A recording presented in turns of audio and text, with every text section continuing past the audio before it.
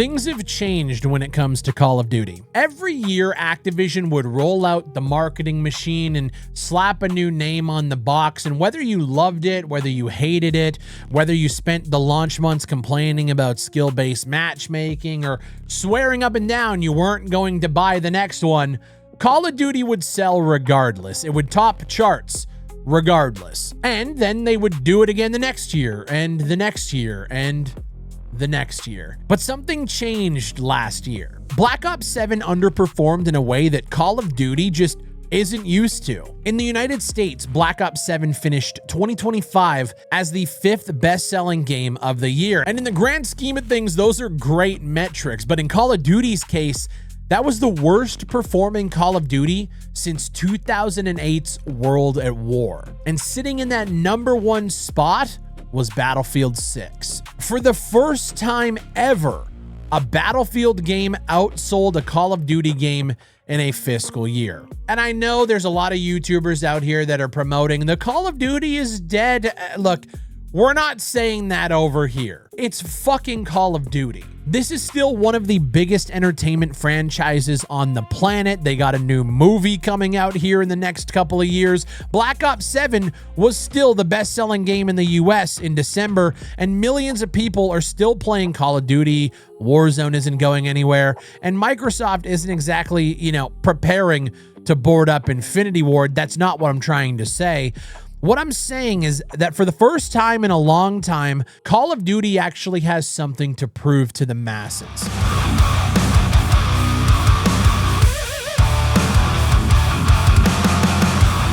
Modern Warfare is coming out on October 23rd, and it's entering a completely different environment than the Call of Duty games we've been getting for the last decade. Activision can no longer assume that people are just going to show up in droves and push them to the #1 spot. Battlefield, for as much complaining and bitching that I see online, is still in a very competitive space here, and there are more shooters fighting for your time than ever before. And most importantly, Call of Duty players have demonstrated for the first time in a long time that they're actively willing to sit one out if it doesn't deliver the quality that they expect. And so that puts Activision and Infinity Ward in a position that I desperately have been wanting them to be put in for a long time, where they have to actually earn your fucking money. And so with all of that said, suddenly I'm actually kind of excited about Modern Warfare 4. Now, there's another part of the story that we have to talk about, because after Black Ops 7 launched, Activision did something that you never see Call of Duty doing. They acknowledged the problem. Less than a month after Black Ops 7 release, Activision put out a statement acknowledging that the franchise had not fully met the expectations of some players. They announced that they were moving away from releasing Modern Warfare or Black Ops games in back-to-back segments. And they also said that moving forward, Call of Duty needed innovation that was, quote, meaningful, not incremental. Which, okay, like we've heard this shit before. I've been covering Call of Duty in the FPS genre for so long to know that you never take Activision's marketing words at face value. Every Call of Duty ever is the most immersive, the most technologically advanced Call of Duty in history. It's all fluff. Every year is a new era, and they're actively listening to the community, and then they just do the same thing. Every year, the developers have spent approximately 17,000 years developing the most advanced Call of Duty experience ever conceived by mankind, and then 3 weeks after launch, Nicki Minaj is drop-shotting you with a fucking laser gun. So forgive me if I'm not immediately taking Activision's word for it. But this time there's one very important difference, and that's the fact that the numbers are backing them into this statement. Black Ops 6 was the best-selling game in America in 2024, and Black Ops 7 dropped to 5th, and Battlefield took #1. So when Activision tells me that Call of Duty needs meaningful innovation now, show me. And the thing is when you actually look at Modern Warfare 4 and some of the decisions that they're making, there's some legitimately encouraging decisions being made here. First off, they are finally leaving PlayStation 4 and Xbox One in the fucking dust. I understand that all of these studios are trying to grab as many gamers as possible to make as much money as possible, but my God, man, the fact that we are still releasing games for consoles that came out, 15 years ago is fucking insane to me. But They have moved on. They're leaving them behind. Great. And Infinity Ward has said that moving to next generation or current generation hardware allows campaign, multiplayer, and DMZ to be more responsive and built around the full scope that they're targeting. And thank fuck, dude. This is insane. We are 6 years into this console generation.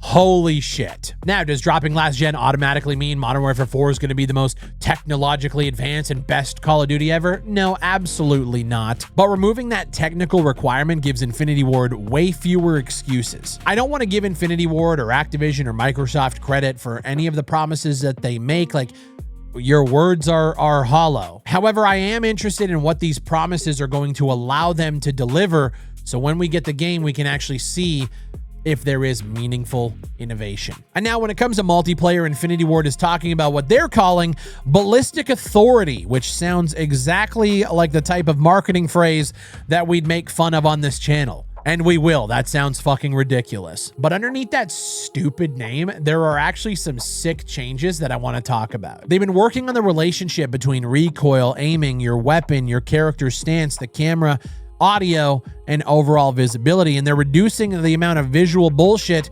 interfering with gunfights, or at least that's what they said. And then we got the clips from FanFest where we saw like basically getting flashbanged, and then they came out and said that was a bug. They went and fixed it. They're also changing how hipfire is reacting with the gun. So I don't know if you guys are fans of games like Insurgency Sandstorm, but when I see the gunplay of the hipfire in this new Call of Duty, it kind of reminds me of how the guns in Sandstorm actually felt to shoot. They're working on rebuilding recoil behavior, and they've straight up said that bloom is gone. The whole philosophy here is essentially that when you shoot somebody, the game should give you a clear and predictable relationship between your input, your weapon, and where the bullet goes. Infinity Ward's phrase for it is every bullet tells the truth. That's the kind of Call of Duty innovation that I'm actually interested in. And I know for fans of this channel who play more realistic shooters, this doesn't really feel like innovation. But when you actually look at Call of Duty as a whole, seeing something as monumental as this is fucking huge. And I think it's a step in the right direction. We don't need another gigantic progression system or 900 attachments where 850 of them actively make your gun worse.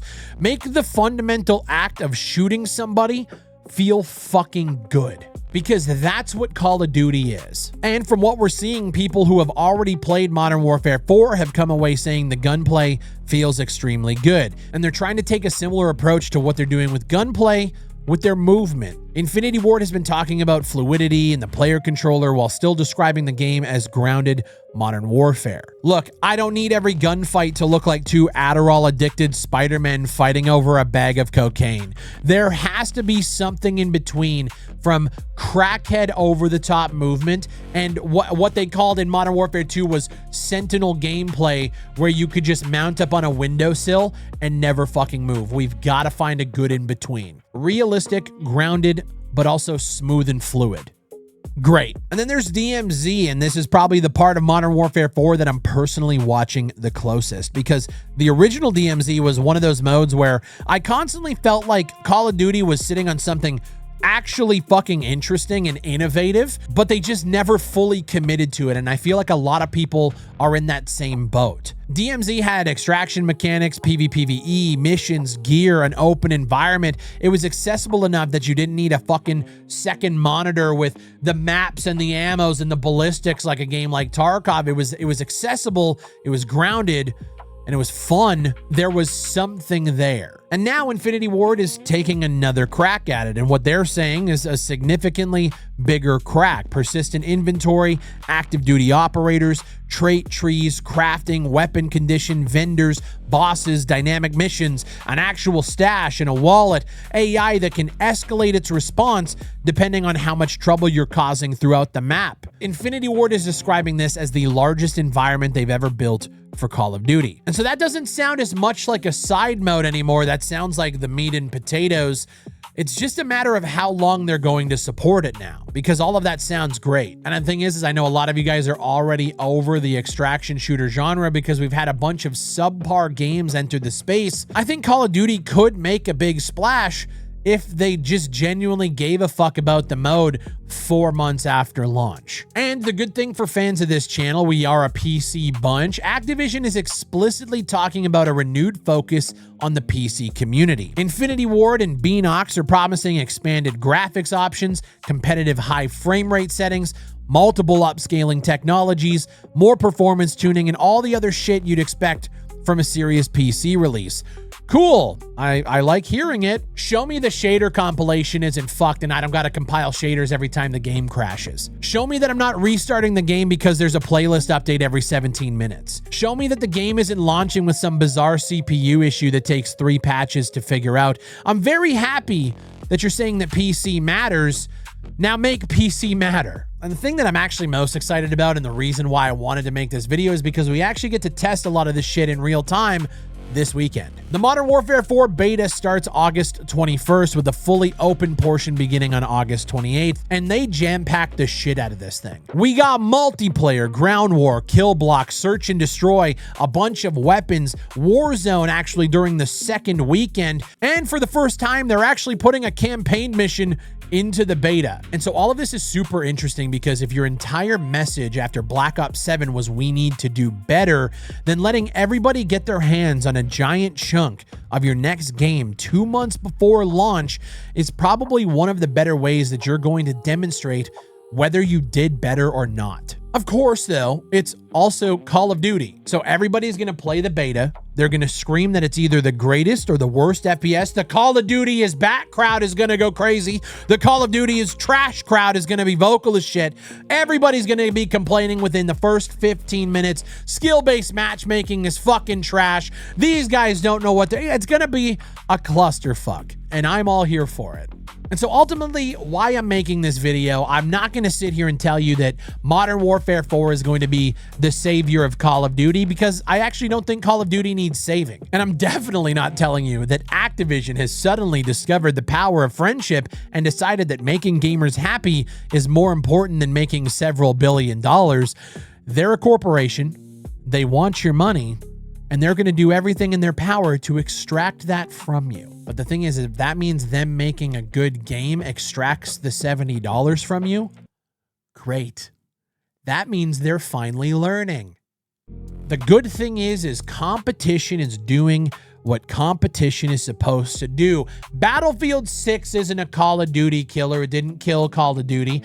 Battlefield 6 made them realize that that top spot that they're so used to having is not theirs anymore. It could be, and chances are with Modern Warfare dropping this year, it's probably going to be this year, but they gotta fucking earn it, and that's why I'm excited. Their backs are against the wall because for the first time in over 20 years, being Call of Duty wasn't enough. Maybe October rolls around and we're right back here talking about the same shit we've been talking about for the last 10 years. I don't know, but I am watching. And for the first time in a while, I think Call of Duty knows we're watching too.